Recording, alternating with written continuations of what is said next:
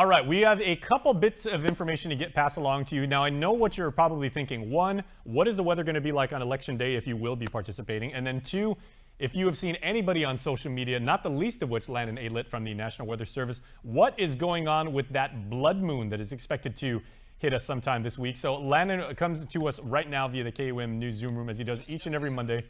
So Landon, good morning, man.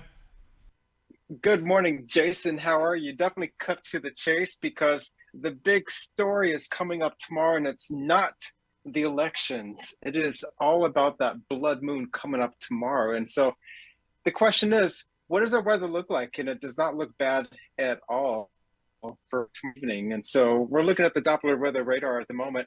Just some spotty showers out there. And if you've been around the Agana shopping center area right there in Agana, there are some spotty showers dropping down there. That's a little bit of a island effect convection that's coming over, dropping some showers. We're going to see that continue through the afternoon hours today when things will start to quiet down. But we are pretty much in a trade wind pattern for at least the next week or so. So it's going to be a little bit of a marked change in the weather pattern across the region as the trade winds will be large and in charge across the area. Just these spotty showers, and we're going to flip over to the visible satellite imagery. Did you All the did you say heavy, that on person, large and in charge? large and in charge, There yes. you go. That's And that's like so, that's like from the first Pee Wee Herman movie. Tell him large Marge sent you. oh, I love Large Marge. She's a great truck driver. Yeah, exactly. But yeah, we are back to the trade wind pattern at least for the next week or so. Uh, the heavy showers and thunderstorms, the tropical moisture that's well to our south across Chuk, Pompeii, and Yap, that's all going to keep down to our south, simmering down there. It looks like there's a little bit of a circulation down in this area, around 5 degrees north latitude, well to our south and of no concern to us, but we do have to watch it out for the outer islands of western Chuk State and eastern Yap State. So they will be getting abundant rainfall in the coming days with this little circulation that's going to slowly move westward. Otherwise, we have the ITCZ across eastern and central Micronesia. That's all going to keep to our south. But the trade winds, again, everything north of 10 degrees north latitude, that's going to be all trade winds for the next couple of days. We could see a little bit more of a tropical weather pattern this weekend and on into next week. But the big question is, what are we looking like for Tuesday? A lot of us are going to be going out to the polls to do our voting for election Tuesday. We could see some spotty showers. We're looking at an uptick of showers for tomorrow, about 30% coverage, but typical Guam weather, a mix of sun and showers off and on throughout the day. And then it's going to be clearing out a little bit more toward the evening. So we should have a great opportunity for viewing the eclipse tomorrow evening. Excellent. Okay, so let's get right into it. So a blood moon, Landon, is supposed to be affecting us. You know, Joe Sir actually saw your post on Facebook this morning. Immediately took a screenshot, sent it to me. He's super excited. Now, first of all, how does this actually differ from like some of the other eclipses that we're used to? Not the least of which a total eclipse of the heart. Yeah, we definitely see a lot of the partial eclipses where they just clip our region and we just see like part of the moon is occluded with the Earth's shadow. But this is going to be a total one that the moon goes into the entirety of the Earth's shadow. So we're going to be seeing a full coverage of the moon. And so when you have that shadow encompassing the entire moon, the scattering of light around the Earth's atmosphere, the areas of sunrise and sunset, will scatter and make it look kind of red. And so if there's a lot of pollutants in the atmosphere, such as volcanic haze, for example, that can enhance the shading of the moon. So it looks bloody red, but it's not blood. It's just the Earth's shadow and its the lighting effects. So you're actually saying that climate change is a thing? I know several people who have very strong opinions to the latter, but that's a completely different conversation. Yeah, this is all about what's in the atmosphere. And so when you have shadows and optics and stuff, pollutants in the atmosphere, yeah, that can definitely influence how things cover.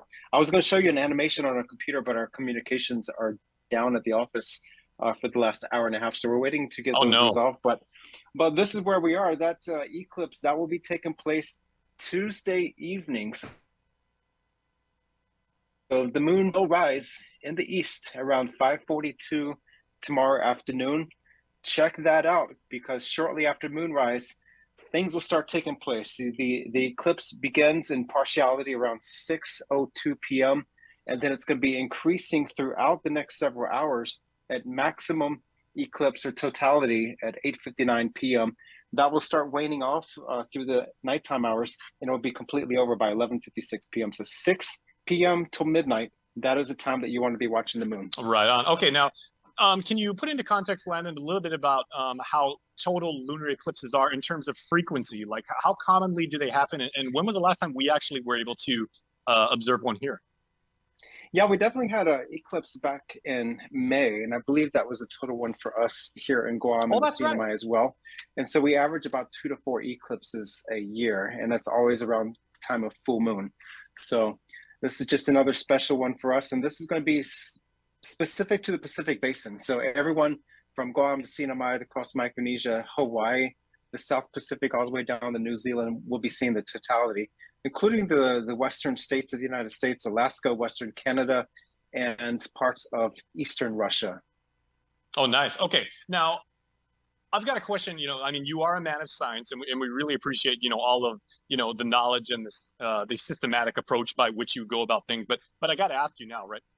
How does this blood moon, how can it be observed? Because like a lot of people like me remember, when there would be a partial eclipse in the middle of the day, our teachers would take us out, and then you'd have to do that thing with like, the paper towel roll or the toilet paper roll, and because if you stare directly into an eclipse, some types of eclipses, you can really damage your eyesight. So is this one of those eclipses? Yes. This is not one of those eclipses, and the key term is a solar eclipse versus a lunar eclipse. And so when you look at the moon, the sun. You're perfectly safe. But if we have a solar eclipse, do be careful. And we've had those a couple of times. We've had the partial eclipses here, and I think we had a total solar eclipse just a couple of years ago out here on Guam. And the problem is when the shadow covers, or when the moon gets between the Earth and the sun, it dims down so that it feels like you can look at the sun safely. Absolutely cannot do that. So you want to make sure you have a proper eyewear or other methods to view the eclipse of the sun.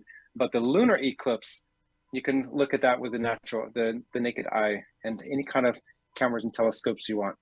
Okay, so any kind. So I'm thinking, if you, like you just said, you don't have to wear, those big, like, what my camera guy Mike used to have, the big blue blocker shades from the 90s, or you can shoot it with your camera, with your iPad, with a GoPro, or anything like that, and everything should be okay. Yep, that's correct. And so keep that in mind: solar eclipse versus lunar eclipse. And so you do not want to ever look at the sun with the naked eye, ever. Yes. Okay, now how do these differ with what our friend Bonnie Tyler once described as like a total eclipse of the heart?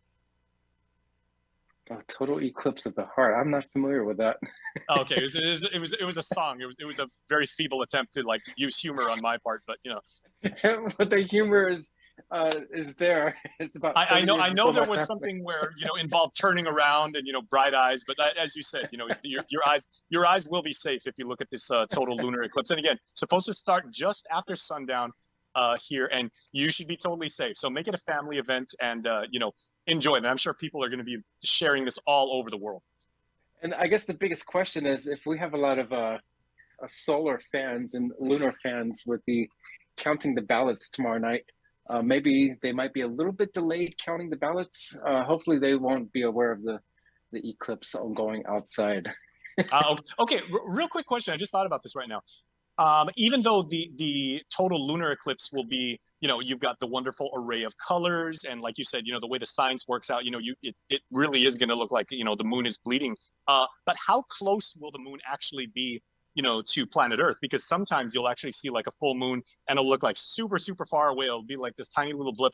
Other times it looks like it's like right in our backyard. Yeah, you definitely want to look at it when it's first rising above the horizon, because all this scattering in the atmosphere, that's when the moon looks the largest. But once it gets higher in the sky, the image of the moon actually goes through less atmosphere, so it gets smaller and brighter. But when you want that big fat moon photo, get that photo right after moonrise. That's when it's the most epic. And I've seen several people take those photos here on Guam, and it looks beautiful right over northeastern Guam. So check that out right at moonrise. But otherwise, photo optics, photo tricks. Okay, so let me get your final question. Let me get your pro tip, right? Is there any way to take a bad picture of the blood moon? Because I know you're a man with considerable photographic skills, but any pro tips on like what what you should use as far as, flash not flash, or like Oh my focus and goodness. whatnot. I was going to say the way to not take a photo is to let me do it. My photos never turn out well, but I would say without the flash, because it's going to be at nighttime. You don't want to catch up any particles. It's floating by the camera at the time. But if you have a good lens, a photographic lens, have fun with it. But I am not the guy for photos. I do have a friend, Joshua Brazel, also known as the Tinian Astro Dad. He will be looking at the moon all tomorrow evening. And my Facebook post, that's one of his photos from the eclipse not too long ago. But he's all into astrophotography. So check him out on Facebook, Tinian Astro Dad. He'll be collecting some photos. Well, we're in the same time zone as Tinian, so when our friends up north start sharing their pictures, we'll be able to share the same, and maybe maybe collaborate on something. You never know. Yeah, check him out. He'll be up all night. He's always trying to capture stuff in space, whether it's stars or planets or other moons orbiting planets. A lot of great photos, and so support him. Check him out. All right, so no surprises, no shockers as far as the weather, but it is shocking that you had no idea who Bonnie Tyler was. I mean, you're such a good music man. That was a shocker to me. So we'll catch up with you next week. Absolutely, and I'm the worst when it comes to music lyrics and titles. Oh my gosh. Well, composition is your strength, obviously. So that's Landon Aitlet from the National Weather Service. I can't believe he didn't know who Bonnie Tyler was. If I was a woman and you were a man. Guys, look it up on Spotify. It's really, really good music. All right, so stay tuned. We are going to talk about awesome events coming up from the University of Guam when we come back after this.